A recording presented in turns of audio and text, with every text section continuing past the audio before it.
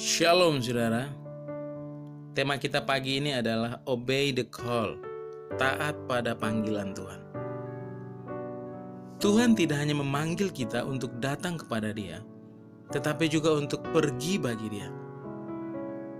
Yang Tuhan mau dari setiap orang Dia panggil adalah taat. Waktu Tuhan panggil murid-murid dalam Markus pasal 1 ayat 16-20, Tuhan berkata kepada mereka, "Mari ikutlah aku, dan kamu akan kujadikan penjala manusia." Respon murid-murid waktu itu adalah mereka segera meninggalkan jalannya, lalu mengikuti Tuhan. Tidak ada perdebatan, tidak ada rapat, tidak ada diskusi. Yang ada adalah keputusan segera, ketaatan segera. Kapanpun dan dimanapun Tuhan memanggil seseorang, Dia selalu memperlengkapi orang itu dengan apa yang orang itu butuhkan untuk hidup di dalam panggilan Tuhan. Catat baik-baik saudara. Tuhan memanggil seseorang bukan atas dasar apa yang ada pada orang itu, tetapi semata-mata atas dasar apa yang Tuhan mau lakukan pada orang itu, di dalam orang itu, lewat orang itu, ketika dia taat. Karena itu saudara, syarat utama untuk hidup di dalam panggilan Tuhan adalah ketaatan. Ketaatan membuka kesempatan. Ketaatan memaksimalkan semua potensi Allah yang ada pada kita untuk kita berbuat lebih dan menyenangkan Tuhan. Lalu apa artinya taat pada panggilan Tuhan? Yang pertama, just follow, not delay. Ikut saja, taat saja tanpa menunda.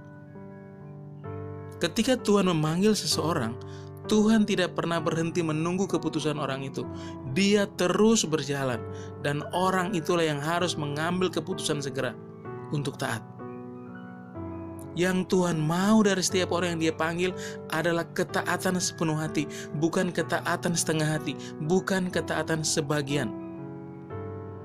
Taat sepenuh hati berarti melakukan dengan segenap hati, segenap kemauan, apapun yang Tuhan maui, tanpa keengganan, tanpa keraguan. Ingat baik-baik saudara, jangan pernah tunda ketaatan yang mampu kamu lakukan hari ini, karena mungkin kamu tidak punya kesempatan itu besok. Penundaan sama artinya dengan ketidaktaatan. Yang kedua, just follow, not debat. Ikut saja, taat saja, tanpa berdebat. Panggilan Tuhan atas setiap orang bukan untuk didiskusikan, tetapi untuk ditaati. Panggilan Tuhan bukan untuk diperdebatkan, tetapi untuk ditaati. Jangan tunggu sampai kita mengerti untuk taat, karena kita tidak mungkin bisa mengerti kehendak Tuhan dengan akal yang terbatas, dengan akal yang berdosa.